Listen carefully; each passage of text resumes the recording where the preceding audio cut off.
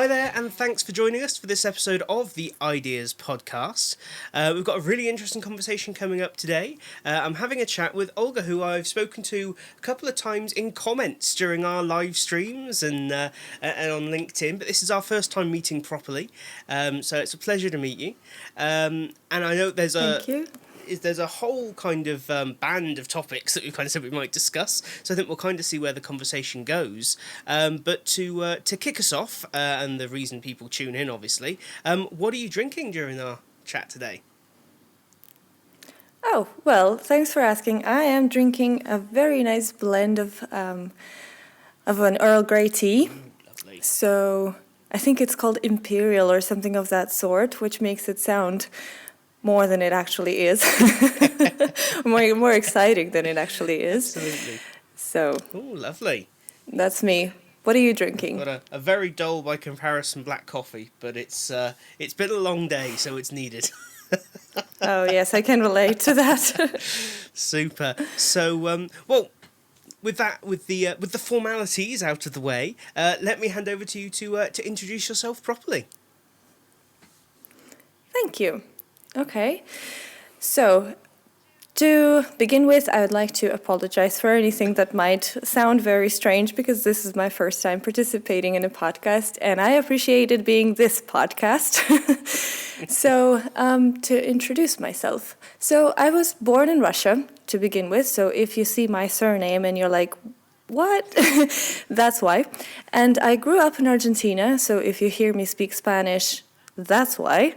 And I've been living in Spain for the last almost 14 years, which is almost ridiculous. In fact, so ridiculous that I got Spanish citizenship last year. Oh, brilliant. And as an instructional designer or someone involved in the learning and development world, I don't have such a long experience, to be honest, because I kind of ended up here by accident. And by the time I knew that what I was doing was called instructional design, I got pretty on with it. So where I came from is actually real estate. I was doing all kinds of tasks that you can possibly imagine within the real estate field. So from secretary, admin jobs, marketing and SEO, to rentals and then sales. And I ended up in training. And then that was formalized and actually was invited to kind of co-create a training department because we understood we actually had the need to make it official. So I did training for about a year and a half, probably more if you include the unofficial trainings that I did before we created the department. And then I just decided to sail off. And I was like, oh, I'm too good for this. I'll just do freelance. That's a bad decision. Let me tell you that until you have proper experience, probably not the best way to plunge into the freelance world. But in fact, I did it. I enjoyed it. I suffered it. And it led me to finally land a position in the company that I was freelancing with or for quite a lot as a team lead of learning design or e-learning design. So that's me. Fantastic. I mean, there's already lots of interesting stuff going on there. I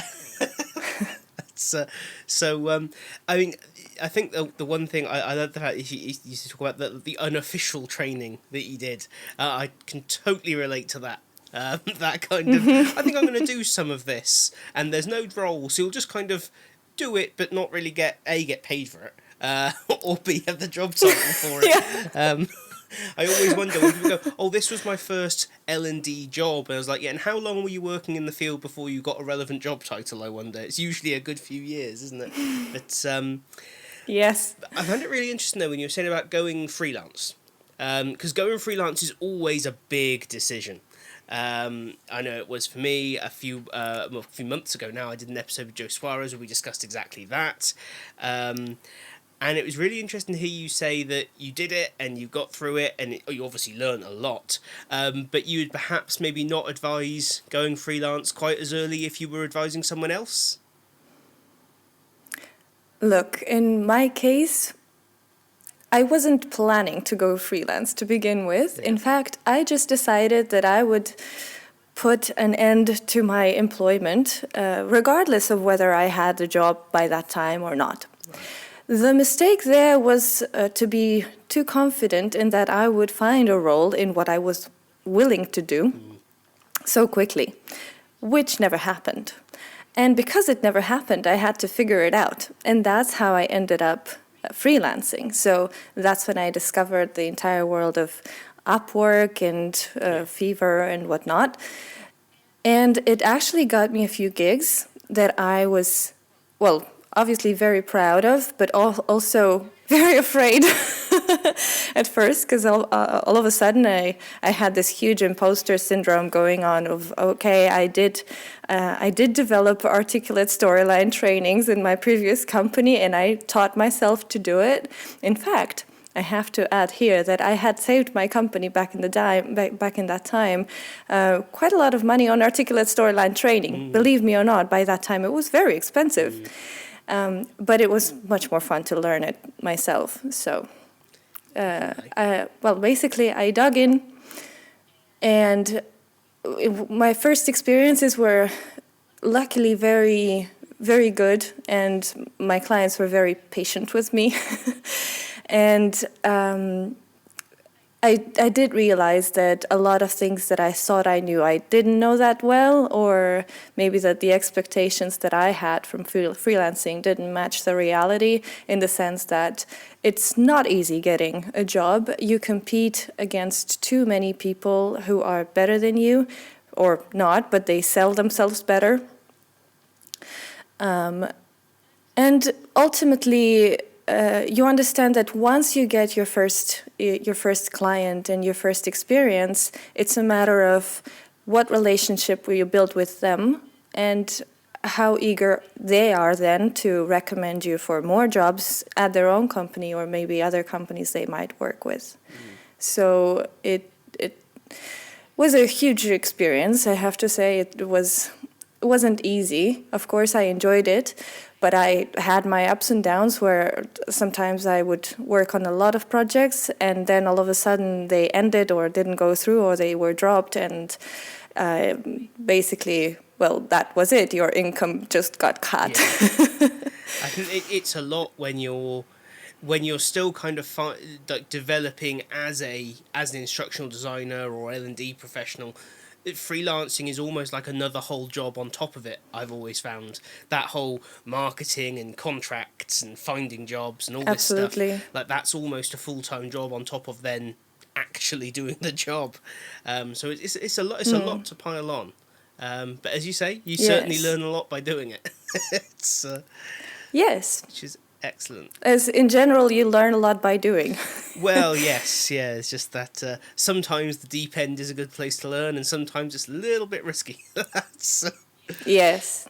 Awesome. I also have to say, I'm not sure how it is in the UK or the US, and how easy it is to set up as an individual business owner or just a service provider. Here in Spain, it turned out to be another thing that took a lot of energy and took a lot of effort not to mess up, a lot of money as well, because you need consultants or people who can just help you set up, and for a few words, they exchange those few words for quite a lot of money. At least that's what it seems, especially when you begin. It's like, I'm not making money yet to give you any. It's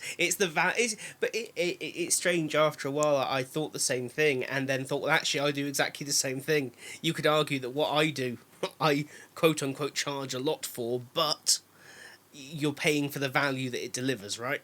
So, for instance, they're delivering, the ability to go and run a business. We're delivering the ability for their business, hopefully not to get sued, or keep their people safe, or whatever it might be. So it's all in the value. But I think that's really interesting. You said you after a while you freelanced for one business, and then eventually you took a job with that same company. Yes, it was quite unexpected, but it was also very nice, because what happened was I got very close with the team that I was collaborating with. In fact, I would participate in the team meetings that they held. And that at that time, they were held weekly. And then the manager of that team left. So before she did leave, I had a conversation with her, and I was like, do you think I could take over by any chance? And she said that I would be perfect for the job, which I very much appreciated. I still chat with her from time to time, and I'm very glad to see that she's doing well in her new job as well. But for me, it was a huge encouragement, and I just decided to raise my hand and to say, hey, if you need anyone, here I am. So it worked out quite well. In fact, I got a lot of support from the team that I was getting into officially. Obviously, when you collaborate with people and all of a sudden you're their team lead, like it is my case, things could change quite a lot. So it has to be very delicate. Yeah, But it was an amazing experience for me, and I think for the team as well. So far, what I heard, they are quite happy. Yeah, I think that's always quite an interesting kind of change of role, isn't it? From going from collaborator to leader. Speaking of roles, I think it's always quite an interesting conversation to have with people around what is the role of the instructional designer or the content developer or the LXD, as we're now moving into. I'm sure we'll invent some new job roles by next week. It's what we do best in our industry. So I'd be really interested to hear, what have you kind of found from starting out to where you are now? How have your kind of expectations of different roles changed in the industry? I think it's a fascinating conversation because it seems to always go different ways. So for me, when I started, before I knew what was instructional design, I was the SME and the content developer and the LMS administrator and the tester and whatnot. I was even the UI designer or graphic designer, if you wish. Because I was given so much leeway at the real estate company that I worked for, in terms that they didn't know what exactly they wanted in terms of training. I didn't know either, but I was there to explore. So I found out about LMSs in general. I found out about e-learning because I was quite convinced of creating a blended approach where we couldn't just keep training everybody in person and just repeating the same things over and over again, regardless of the level of prior knowledge that people had when they joined the company. We mainly did onboarding. So that's what led us to quite naturally create the online experience on one hand, and then support it with instructor-led training, which we made a lot more engaging too. And so when I left that company, I realized, okay, so if I had to do what I just did, what would it be called? And at first, I was terrified because I couldn't find any information at all. Yeah. I was like, I'm alone in this world who does these things. It took me quite a while to discover that learning and development is a huge industry, and it was booming at that time, and I can't tell you how much it boomed over the past 2 years with the pandemic. You already know all that. So I got in early, let's say, but not early enough, of course. And, well, then I discovered, okay, there's this term, instructional designer. Apparently, they deal with a lot of content. I can deal with content. I can convert it into something digestible. I can convert it into something understandable. I can work with it and mold it and manage it. But then, for example, I didn't want to do LMS administration. And I found out that you didn't have to. Because, well, I have to say that setting up Moodle from scratch and then trying to skin it somehow to make it look a bit presentable, and then trying to configure all of these things. I spent hours on the Moodle forums trying to figure it out, and that's why I didn't want to do it again. I think we can all relate to that. I think everyone should experience Moodle once at the start of their career, because then they can go, right, that is it. That's it. That's the baseline. Every LMS from here is going to seem easy. Yes. Yes, absolutely. I have seen obviously a lot of LMSs from then, and man, they do look different. Well, a lot of them you don't have to spend like a week trying to make it look presentable. They just come out of the box and they look all right, Nothing special, but not like they're from the 1970s. It's True. And also quite user-friendly. I mean, Moodle is so hard to get around as an admin or as a user that, well, a good thing it's free. I think that's it. I always feel bad hitting at Moodle because it is free, it's open source, and that's wonderful. But that's also why... Oh, I have a sweet spot for it. Yeah, it's like... just... I could also never recommend it to anyone unless I really disliked that person. Then I'd be like, yeah, Moodle, use Moodle. You'll have a great time. But yes, no, I think it has its place, but it's quite nice to move on from it, isn't it? That's... Yes, true. So, well, that was one thing that I discarded from the job description. Okay, I don't want to do LMS administration, but I quite enjoyed developing. So I was looking for something that would involve dealing with articulate either storyline or Rise, although I'm more of a storyline person. In fact, when I see that people only dealt with Rise, for example, it feels a bit short, It's like... Yeah, well, yeah. It's like when people add Canva to their CVs in the graphic design skills, and I'm like, yeah, sure, I can use templated graphic materials too.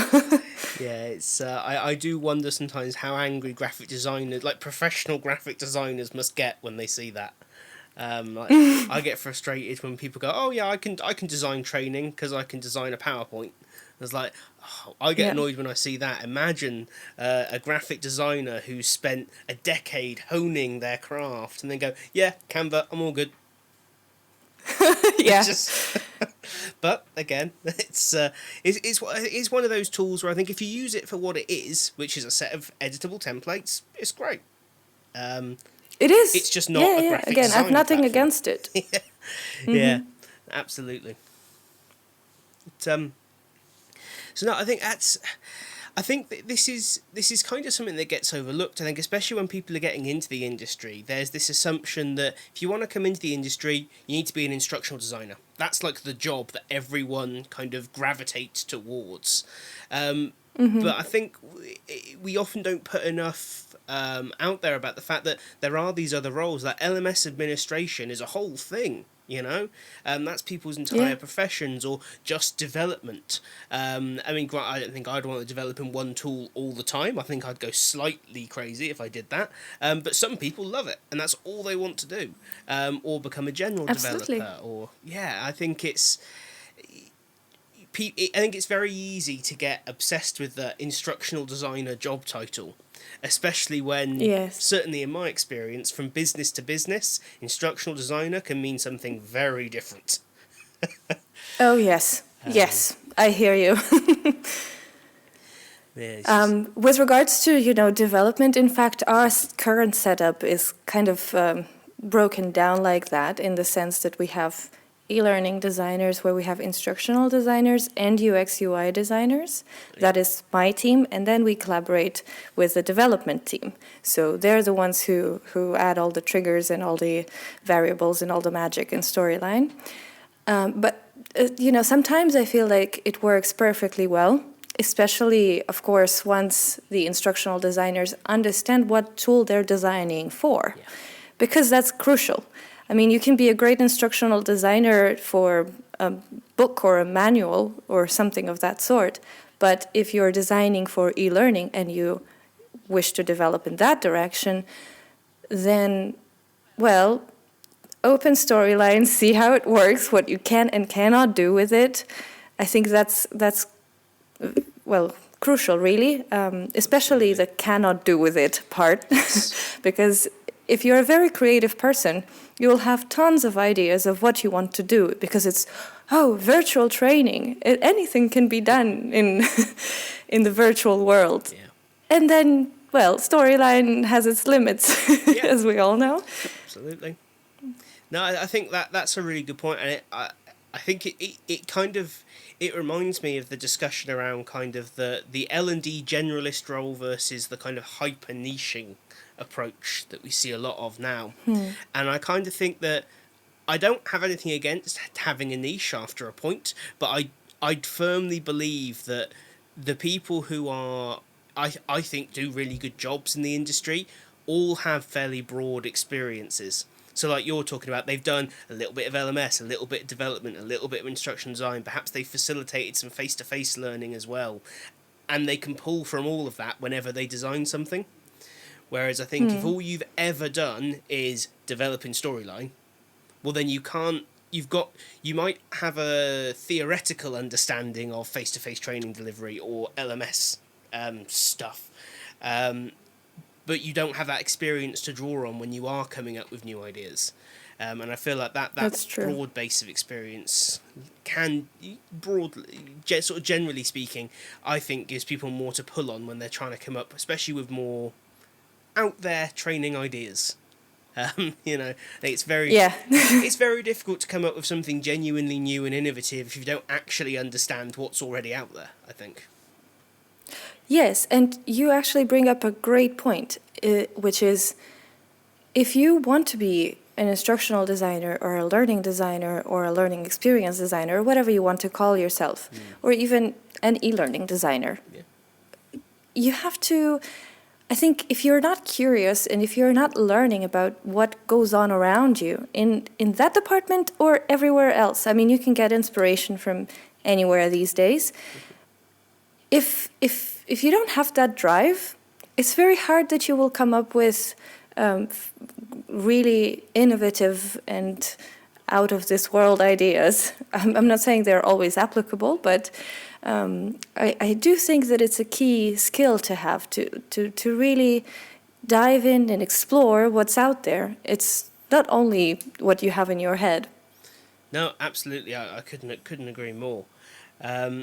I think it's quite an interesting point there. You say about where we pull inspiration from, and I think over the last couple of years, I think we've seen a broadening of where the L&D world is pulling its ideas from. So when you're thinking, I need something to spark some innovation here, what sort of places do you go looking? Well, to start with, my empty browser window comes with Moozly, so I just open that. I don't need to open a browser window even just to or look something up on Google. I can just explore what designers are doing, and I mean designers in a very broad definition of the term. I want to see what light designers are doing. I want to see what, in fact, I'm sorry for interrupting myself, but there's a great show on Netflix called Abstract. I'm not sure if you've seen it, but it's about all kinds of design. That was for me eye-opening, first of all, because, for example, I never knew that toy designers existed. Obviously, I could have guessed probably, but then what's their life like? I would never know. And then I guess your inspiration is also driven a lot by your own interests. So sometimes, just scrolling through Twitter can be very inspirational, and it doesn't have to come from all of the L&D world on Twitter. I guess it strikes you anywhere, and it's sometimes. Sometimes you would have a chat with someone who works in, well, let's see. For example, my partner, he works in cybersecurity, and he also facilitates some training or some courses in universities worldwide.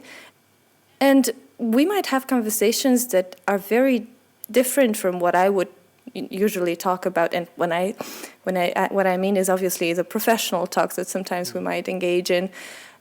It's very different how he sees training than how I would see it. Yeah. And sometimes we have to let ourselves open up a little bit and don't be so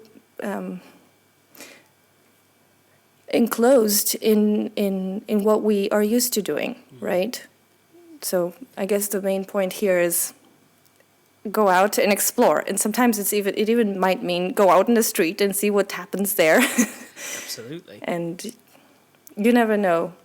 No, I love that. I think that's exactly it. I said one of my Stranger Things, I've got a whole PowerPoint file permanently saved of photos of billboards that I've passed and gone, that looks great. And I'm hanging out the side of the car with a phone all of a sudden, which is not always greeted very positively. But some of them are really, really good, just in terms of how they can impart so much information in such a short period of time and in such a simple way. Yes. I think I can never remember who says it, but it's that classic. If you ask a marketer to sell a burger, they'll show you an amazing picture of the burger. You ask someone in L&D to do it, they'll provide you with 18 bullet points and a downloadable PDF. I did see that. But it's a really good point, and I think look, it's weird where you can get those moments of going, that's how I'm going to build that. And trying to explain to a client, so this idea has come from a McDonald's billboard. They're looking at you going, okay. You're like, bear with me, it's going to be fine. But yeah, I think the one thing there for me was the fact that we said, don't draw it just from the L&D world. And I think that's really key, because I think for a long time, the L&D world became quite insular. And everything started to look very the same. Yes. Well, now that you've mentioned how marketing in general or publicity, the publicity world comes up with their slogans and their punchlines or whatnot, I've just remembered a quote from, I think it was Chekhov, who in one of his letters wrote, "If I had more time, I would have written you a shorter letter." Yes. But I may be wrong about the person who said it. No, I know the quote though, and yes, it's exactly it. But don't you find it's the same thing when you're trying to write a shorter course? It takes so much more time and effort to create those kind of golden 15-minute courses as opposed to those big bloated 45-minute dumps of information. Oh, yes, absolutely. It's not just me then, thank goodness for that. But that's quite tricky to explain, I find, sometimes, when they're going, but I don't understand, it's a quarter or a third of the time, surely it therefore takes you a third of the time to create. It'd be nice if it worked like that, but sadly not. And I think what they don't understand is that it really requires a lot of engagement on their end, because if you are to decide what's important, well, probably you'd end up with a 5-minute course, really. Well, yes, there is that. That's definitely true. And I think that, to me, that remains one of L&D's biggest challenges, is actually getting other parts of the business to engage with us. I think it would be easy to think that over the last 2 years that problem has kind of been fixed, but I'm not fully convinced that it has. I think there's been a necessity that's made everyone go, oh, we've got to go online, or we've got to go hybrid, or whatever the solution's been for any particular business. But I do wonder what we need to start doing now as kind of L&D professionals to make sure that post the pandemic, that continues. That it isn't just well, thank goodness that's done, back into the classroom we go. How do we continue to build those relationships? Well, I think there's a lot of things that we can do, and I fear that sometimes we don't do them just because we don't want to hear the negative feedback or just hear the answers. One of those things would be to learn how the business is run and what is relevant for the stakeholders that you're willing to engage. Obviously, they want to spend as little time with you as possible, with a few exceptions. And they want this training as everyone really does, to be relevant and to somehow have an idea of the impact that it produces, which is the hardest part, of course. And as long as we continue using just the LMS to deliver it, well, it will just continue making it hard. For sure. It's quite interesting, because I've taken recently to sort of taking on the view that in any given business, we are, as L&D people, the only people who care about learning.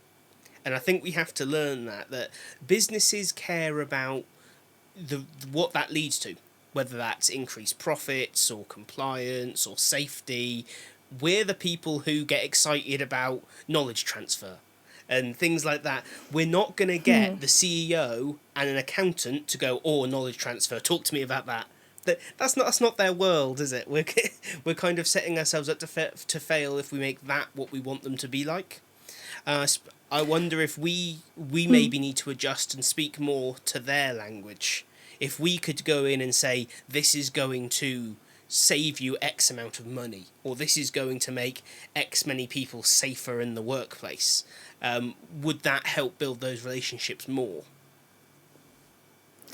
I think it would, and I would add to that the fixation on learning, I don't think it's very healthy, because, well, you can't learn for other people, right? And I have a little bit of an internal conflict in the designing learning experiences or designing learning in general. How do you know that you're actually designing any learning? I would say that my personal experiences when I had to engage with, for example, e-learning courses, well, sometimes I just clicked through it.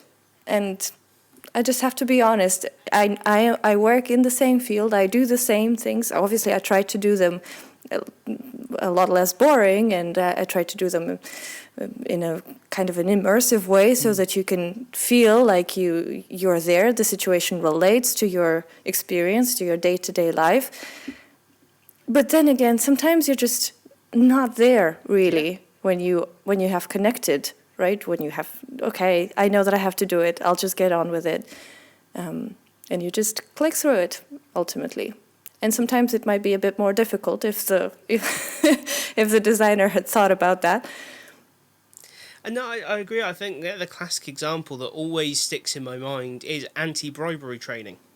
Because you must do it. It's like, great, but like, the classic of that is one of my old audiences was a contact centre. So this was a contact centre, so mostly entry-level employees. They were never in a position to bribe anyone. And then half the course was talking about contract tenders. And they're like, I work in a call centre. I'm not putting contracts out to tender. It's like, if you receive a gift of over £10,000 worth of value, it's like, what do you think is happening in this call centre? But sure enough, Right. there was no, they must know just in case. And you kind of think, this is... Yeah. And they go, oh yeah, what do you think they're going to learn? It's like, nothing. Except that they might want a different job. That's what they're going to learn. And there's no amount of design that's going to change that fact. So no, I think True. I think you're And exactly right. I think that's where also the big mistake of trying to design is, and that is a huge part of any compliance training. You need to get it across the entire company. You've got like 20,000 employees, and everybody has to go through this training, right? Yeah. But as you say, it won't resonate with maybe half of the audience that you're addressing, and maybe half of them don't even need to go through it because it just never relate to them. But of course, as compliance goes, you just need to comply. Absolutely. But then you got, from our point of view, it might be worth asking the question to businesses, as something that we've done recently. So, does everyone have to go through the same thing, or do they just legally have to be trained on the topic? Oh, well, just the topic. Okay, so why don't we give that detailed, interactive, specific e-learning to the people who actually deal with contracts? And then for everyone else, let's give them something slightly pared down, shall we? Because they don't need to spend 20 minutes on a topic that has nothing to do with their job. Yeah. And just that acknowledgement of, look, you've got to do this, rather than trying to make it fun. because it's not gonna be. I'm sorry, it's just not. Let's just get it out the way, shall we? And make it quick and efficient and let people get back to their jobs.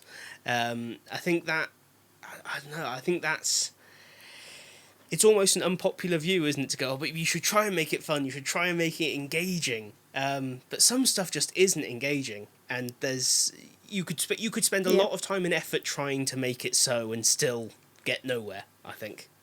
Yeah, I have to say that I have spoken with a few people in compliance in the companies that we work with who are really aware of this. And I think to those people who understand that their content, well, unfortunately will never be interesting for a majority of people or not boring.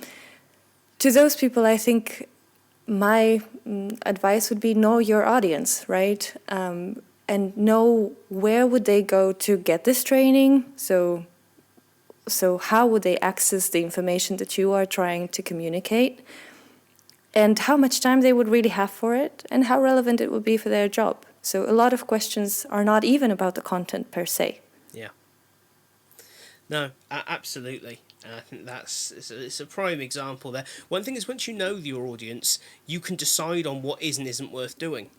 Prime example is the example of I worked with a client recently and pointed out the fact of they themselves were like, look, we are the most boring department in this company. Everyone knows it, we know it, we say it. It's like, okay, so why don't you say that in the e-learning? We're like, what? So why don't you just call that out? Why is the first bit of this not just you going, look, we know this is boring, but don't worry, it's only 5 minutes long, let's go. I mean, Elon Musk did it, right? The boring company, there you go. This is it. They said just play into that. You don't have to make something funny or fun or engaging. You don't have to make it, the next Netflix special. You just have to engage with that specific audience, which, sometimes can be pointing the finger at yourself and laughing a little bit. It certainly works for them anyway. Actually, you reminded me of something, because on Twitter I follow some guys who post these threads that will change your life kind of thing. Oh yes. And one of them, I don't remember who it was, but one of them posted a thread about Netflix and their cover pictures and how they're tailored to their audience. It's like, I won't see the same cover picture for a show that probably you might. I think that is so amazing. And obviously we're very far from generating those types of experiences so personalized in any learning offering. But man, we do have so many things to strive for. Oh yeah, and the thing is, we don't have to achieve, except the whole be the Netflix of learning. It's like, wow, you're setting yourself up to fail there. That's a tall order. It's like, have you got a couple of £1 million to spend on that e-learning? Do you? No, you don't. Oh, okay. But yeah, we can take that concept and boil it down to the basics of, based on the audience, tailor the content. Like that, that, although we may not be at the point where we can give everyone a totally tailored experience, we can at least look at some basic personas. But is there a need? Exactly. Yeah. I think, such a good point. So on that point of kind of tailoring our content and sort of really knowing our user base, one thing that I think we, as an industry, we have taken far too long to get into, but now it is a big topic, and that is accessibility. Yes. I know we were kind of chatting beforehand about this, because it's something that, like, I put my hand up, I said at the start of my career, it was not a thing. I decided I wanted to get into L&D, I went on courses, I read books, not mentioned anywhere at all. You learn learning theories, you learn authoring tools, you learn facilitation skills, and then off you went. And now accessibility is a much bigger deal.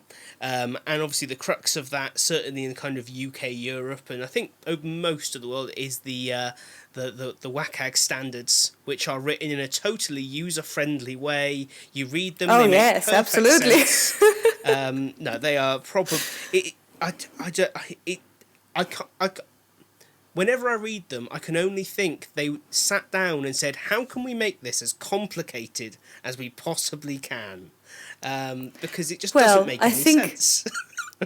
that's true.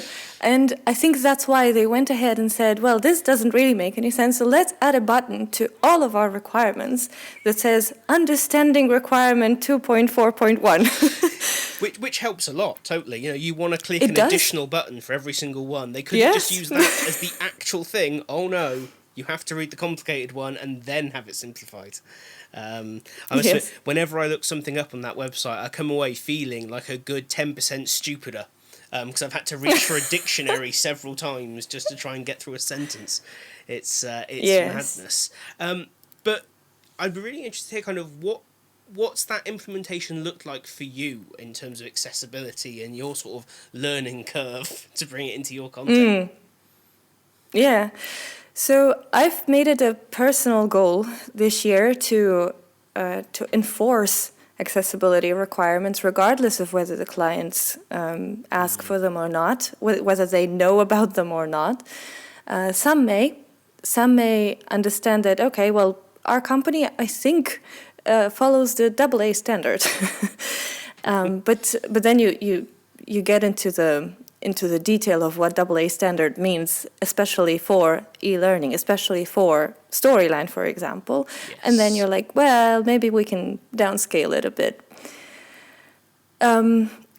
What I did to begin with this, achieving this goal that I set for myself, is first of all, I read the entire guide and I tried to translate it to normal language. But not only, I wasn't going to translate the entirety of it because not all of it actually applies for e-learning development. Yeah. So what I did is created, first of all, I split kind of into categories where I tried to look up which of the requirements of the different levels of accessibility standards made more sense semantically. So I have 4 categories. It's content, images, media, media and animations, and navigation. So these would be the 4 topics that I tried to cover in the guide. And then I started the elbow grease work of going through the entire WCAG standards and trying to get my head around where does everything go in those categories that I mentioned. So for those who will be watching this, I can share what I came up with if this works. Awesome. Yeah. Okay, so I created a guide that is relatively short. 20 slides, as you can see here. That's very short. First, of course. The good thing is that I tried to actually make it relevant. So, a quick table of contents with links. I absolutely love anything that is interactive and allows you to click on things to get quicker to what you're looking for. And then a little bit of information of, why we need this, what is this about. A lot of this comes from Susie Miller's trainings. So nothing new there, and in fact I do cite her and I do include some reference materials there for anyone who wants to dig deeper and understand it better. What are the levels? It took me quite a while to narrow it down, to understand what each level actually stands for. So why do we have 3 levels? And what does complying with each of them really mean? And I ended up with essential, acceptable compliance, and optimal compliance. I might have taken from a checklist that I saw somewhere on the web, and I will be happy to provide you with a link. I'm sure I saved it somewhere. And in essence, what I came up with is that, okay, level A, if this level isn't met, then some people might not be able to read or understand the content that you're trying to show. The AA means that basically you're complying with a lot of assistive technology requirements to for them to be able to perceive the content and maybe display it or explain it in some way to the person using that assistive technology. And then level 3 is if you want to please the entire world, essentially. There's where you go to 3 AAA standard. And, well, there is a caveat here, actually. Level 3 is not always feasible, because either the tools that you might be using or the operating systems that are out of your control might not be able to support this level of accessibility. So, well, you can try. And then it goes into, as I said, the categories. So for each level, what are the requirements for content?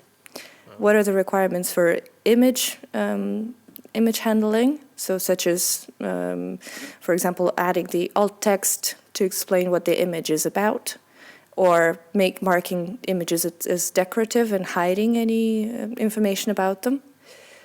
Media and animations. I was surprised to see, when you really get to explore the WCAG standards, it's in the understanding requirement 2.3.1 that you get the actual information of why is this requirement even there. Specifically, when they give you examples of some people might get triggered by any flashing on your web content, right? And so try to avoid any flashing animations happening within, I think, 1 second or, where is it? 3 times in a second, isn't it? 3 times in 1 second, that's it, yes. So if you don't go to the understanding it requirement, blah, blah, blah, you won't really understand why it's there. So if you really want to get granular, I highly recommend going there. And it's explained in a much simpler language, to be honest. And I think that's a big barrier for accessibility, because I know certainly earlier on I would speak to a lot more people who would very much view it as, if I've got to do all this accessibility stuff, I can't be as creative. Which isn't inherently true. You just have to be more, I call it responsibly creative, as all learning should be, right? But I think it does have this kind of, I don't know, fun-crushing kind of demeanour to it. Oh no, accessibility is coming to take away all the fun from my course. But it's really not the case. But I think that why is the key. So often you're just told you can't do that because of accessibility. Well, what does that mean? Whereas, you can't do that because actually some people, could have a seizure that could be set off by that. That's a very real human reason you don't want to hurt someone. Like that I don't think anyone would have an issue with. Whereas just because is never really a great reason to adjust your design approach. No, absolutely. And I think a lot of people are so turned kind of against these practices is because they probably never read why they exist. And that's why I stress out the understanding the requirements is a great place to start. One thing that, for example, for me makes the A standard quite inflexible is the 2.5.4 motion actuation requirement, which essentially asks you to not include any action from the user that requires them performing some motion. So dragging and dropping, and that includes sliders and dials, for instance, or any drag and drop activities in your course. And as you say, it doesn't really mean that you stop being creative. When you start looking for alternatives to those drag and drop activities, then you can come up with all sorts of things. And however, what I want to say though is that yes, this is a standard, right? So it's the essential level of accessibility requirements. Yeah. But because of this potential barrier to creating engaging training, and I quote unquote because engaging is just not a real thing. That's a great discussion to have. I like that. I know. Excellent. No, good. Well, what we did, in addition to having this guide, is we created a checklist that essentially, I think I can stop sharing. I don't really have any more relevant stuff to show. What we did is we created a checklist. So whenever we produce a course, we can go run it through the checklist and see if the requirement is A, for example, we know exactly what to check for. But if there is no requirement, or the client hasn't been specific, then we have a list of recommended accessibility practices, best practices, that may include requirements from all levels. And the important thing about that is, well, first of all, we do try to make the content accessible to as many people as we can without, going overboard. And also, we can discuss some points with the client and say, look, if you want A standard or double A standard for that matter, I mean, anything that goes into A goes into double A, you need to understand that we won't be able to include any drag and drop activities. However, if you give your consent for us to use these kinds of activities, then we will include them. I think it's a matter of discussing it. And if the company is not too big, for example, and they know that at the moment they don't have any people who might have issues accessing that sort of activity, then maybe it's okay. And probably they will also provide an alternative to that training in the shape of a PDF, for example, for the people who just don't have the time to complete an e-learning with voiceover and whatnot. Yeah. Absolutely. No, I think that's it. I think it's so often this becomes an absolute discussion of everything must be maximum accessibility or just don't bother with accessibility. But there are more sensible approaches, like what you're describing, where you take the approach that fits what the need is now, and then, okay, there may be different one-off challenges further down the road, but they can be overcome relatively simply. They always have been. I'll always remember the first time as a face-to-face trainer, I got his, oh, by the way, one of your trainees this week is blind. It's like, okay, with like 2 days notice. So it's a case of go home and over the weekend go, I'd never even thought about what would I need to take into account for this kind of thing. But in face-to-face facilitation, those things are overcome all the time. And I think in digital, we need to become a little bit more, I hate saying we need to be more agile. It's such a horrible corporate business term. But we need to be more reactive. There we go. We'll go with reactive. Rather than trying to go, well, no, we're going to create this and it's going to last forever. Because it's not. That's not reality. We don't want to rework it every week, but I think we kind of sometimes, we trick ourselves, I think, sometimes into going, well, this is now future-proofed. And it's like, no, it's not. Because if it's not an accessibility thing, guess what? The business will change its mind in 6 months' time. That's, there's always going to be something. Outdated content is probably one of the biggest challenges that everybody faces. This is it. So we may as well accept the fact that nothing's ever done. It's just the current iteration. And that can apply to accessibility as well.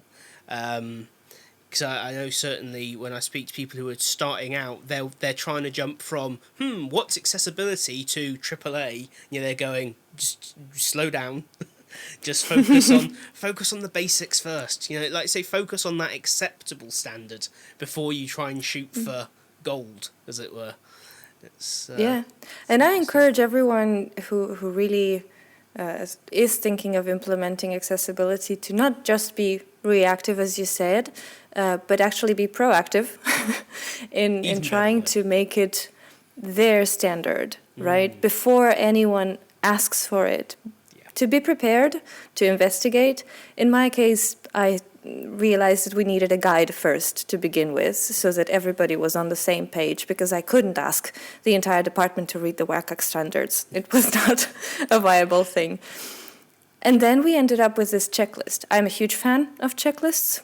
So, I mean, just narrow it down for you what what really makes sense and what you can implement easily, because there are lots of things that can easily be done and just make things better and not more complicated. Absolutely. I think that's a fantastic catchline. Make it better, not more complicated. That's if we could just apply that to everything we do, the industry would be in a much better place. We'd have a lot less useless technology, but Oh yes. it'd be in a better place. So I mean, we're rapidly coming up on the full hour, which is because I think I'd love at some point in the future we've got to have a discussion around how engagement is not.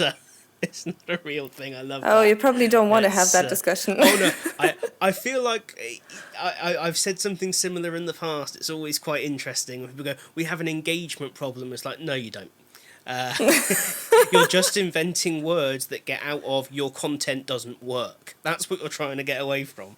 But hey, that's probably a very long discussion for another time. Maybe we'll get a group of people together and do a panel on it. I like that. You don't have an engagement problem, just accept you're bad at your job. No, there are other options are available, but we'll sort that out at some point in the future. But one thing I'm trying to kind of finish all the episodes on in this season is a bit of an opportunity for people to talk about whatever they're excited about at the moment. But kind of looking ahead, what's what's the next big project, or what's the thing in the space that you're most excited about right now? Other than being here, obviously, this must be the absolute top of the list. But this is definitely the kind of the highlight of the year for me already. Oh well, there we go. That's good. We can tick 2022 off as a success then. But other than there this, you go. Well, I could say all of those things that people get excited about, such as the metaverse and AR and VR and things like that. But to be honest, I think we're not there yet. First, nobody is, and I don't just mean learning and development. And what I would like to see is people caring more about audience, about why are they doing the training that they've been asked to do, or that they want to impart. And in general, being more human, I guess, about the designs. So I think I align a lot with John Hinchcliffe, who has been on your podcast as well. And he talks a lot about human design. I can relate to it so much. I think we don't get enough of it in learning and development. All of the how might we's and things like that really get people talking. And I think it comes with collaborative approaches. So engage your stakeholders in discussions, in meaningful discussions. Engage your learners in those discussions, or users, however you want to call people, participants, depending on what you're designing, right? The more information you can get about the people that you're designing for, I think the better your designs potentially could become. Wow, so I'm excited about that becoming a thing. Definitely, I think that's awesome. I think it's one of the most positive changes I think I can see in the industry happening right now. It does feel a bit like a step back in time, because that always used to be a big thing, but I think technology maybe got in the way a little bit for a while there.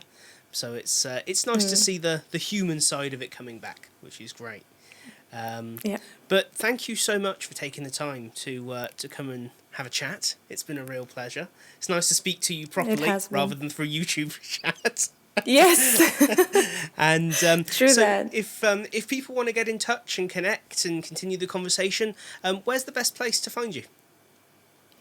I'm available on LinkedIn. If you want to explore a little bit more about me, I have a website with my alter ego called Mind Upscaler. So it's mindupscaler.com. You'll find some things that I developed for my portfolio. You'll find some blog posts there that maybe will make you laugh. And my contact details are there as well. But I think LinkedIn would be the easiest. Awesome, and we'll have links to all of that in the description of this episode. So all that remains is to say thank you again, and thank you to you, the audience, for tuning into this episode and joining us for another chat over, well, tea and coffee this time. I seem to have dropped the beer from the episodes now, which is probably a positive thing. That was becoming too much of what people knew me for. So thank you for tuning in. If you would like to support everything we do here, please do consider subscribing to the channel, hitting the like button, and leaving a comment on this video. You can also support us on Patreon for as little as £1 a month, and that allows us to continue to obviously have the channel, but also run our IDTX virtual conferences. Thanks again, and we will see you next time.